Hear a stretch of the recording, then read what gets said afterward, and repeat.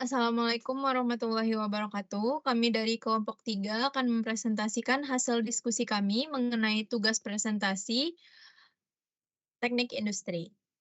Saya Alia Syabina Sudais dengan NIM 1020124191. Saya Syahdan Maujudah Sandi, NIM saya 1020124000039. Dan saya Naila Salsabila dengan NIM 1020124000222. Baiklah, materi pertama akan dijelaskan oleh Syadan. Baik, kita masuk ke poin pertama, perbedaan teknik industri. Teknik industri adalah disiplin ilmu yang mempelajari pengoptimalan proses industri dengan memadukan teknik dan manajemen. Fokus utama dari teknik industri adalah pada proses produksi, efisiensi, dan pengendalian kualitas. Para ahli di bidang ini bertugas untuk menganalisis dan merancang sistem produksi yang efisien serta memastikan bahwa semua komponen dalam proses produk kerja secara optimal. Mata kuliah yang dipelajari mencakup analisis biaya, ergonomi, dan manajemen rantai pasok. Selanjutnya, manajemen. Manajemen berfokus pada pengorganisasian, perancangan, dan pengendalian sumber daya untuk mencapai tujuan organisasi. Dalam konteks industri, manajemen mencakup aspek-aspek seperti pengolahan tenaga kerja, pengendalian biaya, serta strategi pemasaran. Manajer bertanggung jawab untuk membuat keputusan strategis yang akan mempengaruhi kinerja perusahaan secara keseluruhan. Mata kuliah yang dipelajari dalam manajemen mencakup manajemen sumber daya manusia, manajemen keuangan, dan manajemen operasional.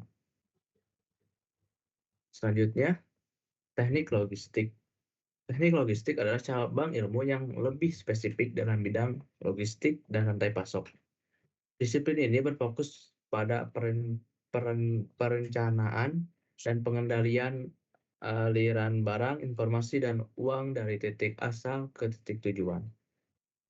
Para profesional di bidang ini bertugas untuk merancang sistem logistik yang efisien serta mengoptimalkan proses distribusi dan pergudangan. Mata kuliah yang dipelajari meliputi perancangan transportasi, manajemen persediaan, dan sistem informasi logistik.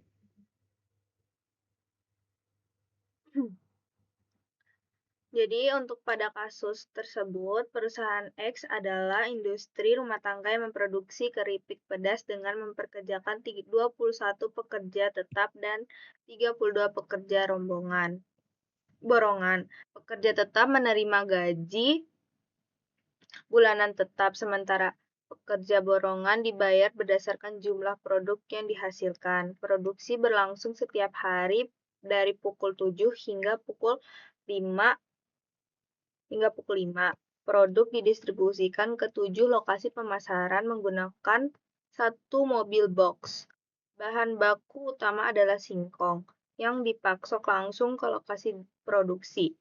Proses produksi meliputi pengupasan, pengirisan, penggorengan, pembumbuan, dan pengemasan.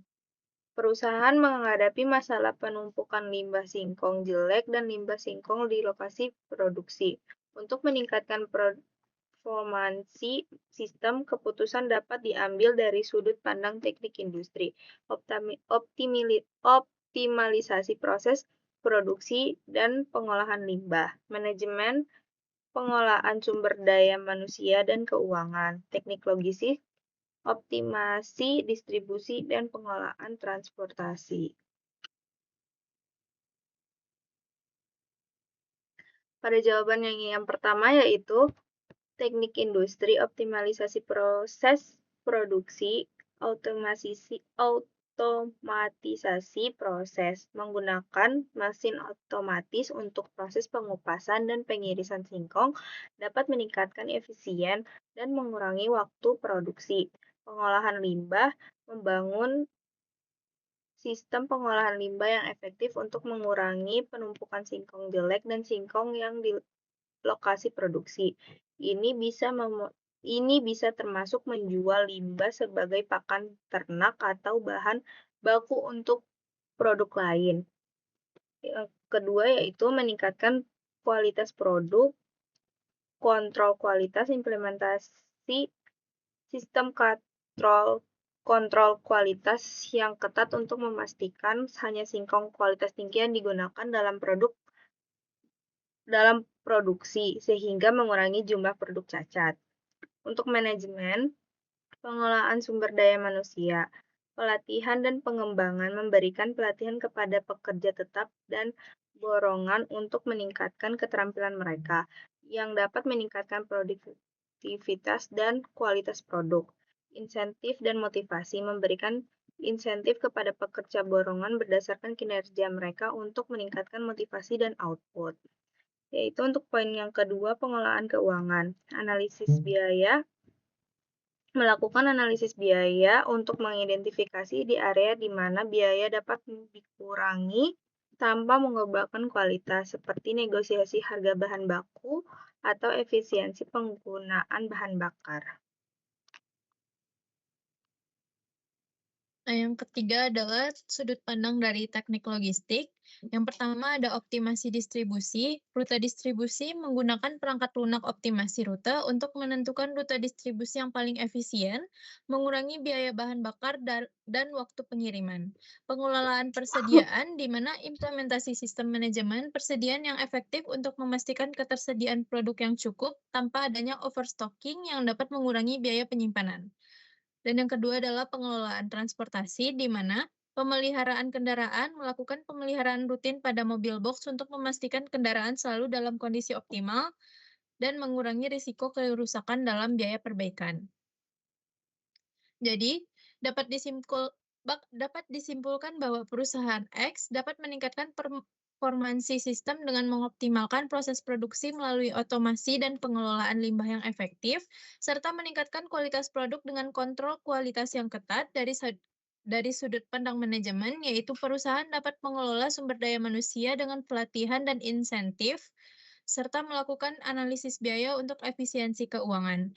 Dan dalam teknik logistik, optimasi distribusi melalui perangkat lunak rute dan pengelolaan persediaan yang efektif sehingga serta pemeliharaan rutin kendaraan dapat mengurangi biaya dan meningkatkan efisiensi distribusi. Baiklah, sekian yang dapat kami sampaikan. Mohon maaf apabila ada kesalahan kata. Saya akhiri. Wabillahi taufiq wal hidayah. Assalamualaikum warahmatullahi wabarakatuh.